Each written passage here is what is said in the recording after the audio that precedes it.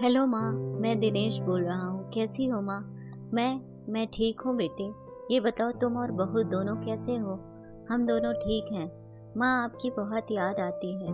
अच्छा सुनो माँ, मैं अगले महीने इंडिया आ रहा हूँ तुम्हें लेने। क्या? हाँ माँ, अब हम साथ में ही रहेंगे।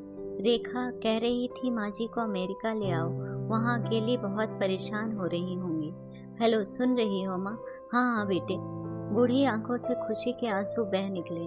बेटे और बहू का प्यार नस नस में दौड़ने लगा। जीवन के 70 साल गुजार चुकी शांति ने जल्दी से अपने पल्लू से आंसू पोंछे और बेटे से बात करने लगी। पूरे 2 साल बाद बेटा घर आ रहा था। बूढ़ी शांति ने मोहल्ले भर में दौड़ दौड़ कर सबको खबर सुना दी।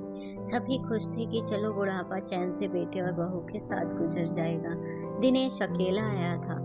उसने कहा कि माँ हमें जल्दी ही वापस जाना है, इसलिए जो भी रुपया पैसा किसी से लेना है वो लेकर रख लो, और तब तक मैं किसी प्रॉपर्टी डीलर से मकान की बात करता हूँ। मकान? माँ ने पूछा। हाँ माँ, अब ये मकान बेचना पड़ेगा वरना कौन इसकी देखभाल करेगा। हम सब तो अब अमेरिका में ही रहेंगे। बूढ़ी आंखों ने मकान के कोने कोने को ऐसे निहारा जैसे किसी अबोध बच्चे को सहला रही हो। आनन फानन और औने पौने दाम में दिनेश ने मकान बेच दिया। शांति देवी ने वो जरूरी सामान समेटा जिससे उनको बहुत ज्यादा लगाव था। दिनेश टैक्सी मंगवा चुका था। एयरपोर्ट पहुंचकर दिनेश ने कहा, माँ तुम यहाँ बैठो, मैं अंदर जाकर सामान की जांच और बोर्डिंग और वीजा का काम निपटा लेता हूँ। ठीक है बेटे। शांति देवी वहीं पास की बेंच पर बैठ गई। काफी समय बीत चुका था। बाहर बैठी शांति देवी बार बार उस दरवाजे की तरफ देख रही थी जिसमें से दिनेश गया था, लेकिन अभी तक बाहर नहीं आया। शायद अंदर बहुत भीड़ होगी, सोचकर बूढ़ी आंखें फिर से टकटकी लगाए देखने लगी। अंधेरा हो चुका था। एयरपोर्ट के बाहर गहमा गहमी कम हो चुकी थी। माँ जी किससे मिलना है? एक कर्मचारी ने पूछा। मेरा बेटा अंदर गया था टिकट लेने, वो मुझे अमेरिका लेकर जा रहा है, शांति देवी ने घबराकर कहा। लेकिन अंदर तो कोई पैसेंजर नहीं है।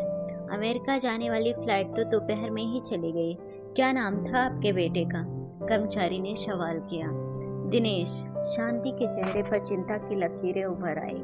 कर्मचारी अंदर गया और कुछ देर बाद बाहर आकर बोला, माँ जी आपका बेटा दिनेश तो अमेरिका जाने वाली फ्लाइट से कब का जा चुका है। क्या? वृद्धा की आंखों से आंसुओं का सैलाब फूट पड़ा। बूढ़ी माँ का रोम रोम कांप उठा। किसी तरह वापस घर पहुंची जो अब दिख चुका था। रात में घर के बाहर चबूतरे पर ही सो गई। सुबह हुई तो दयालु मकान मालिक ने एक कमरा रहने को दे दिया। पति की पेंशन से घर का किराया और खाने का काम चलने लगा। समय गुजरने लगा। एक दिन मकान मालिक ने वृद्धा से पूछा, माँ जी क्यों नहीं आप अपने किसी रिश्तेदार के यहाँ चले जाएं? अब आपकी उम्र भी बहुत हो गई है, अकेली कब तक रह पाएंगी? हाँ चली तो जाऊं, लेकिन कल को मेरा बेटा आया तो यहाँ फिर कौन उसका ख्याल रखेगा?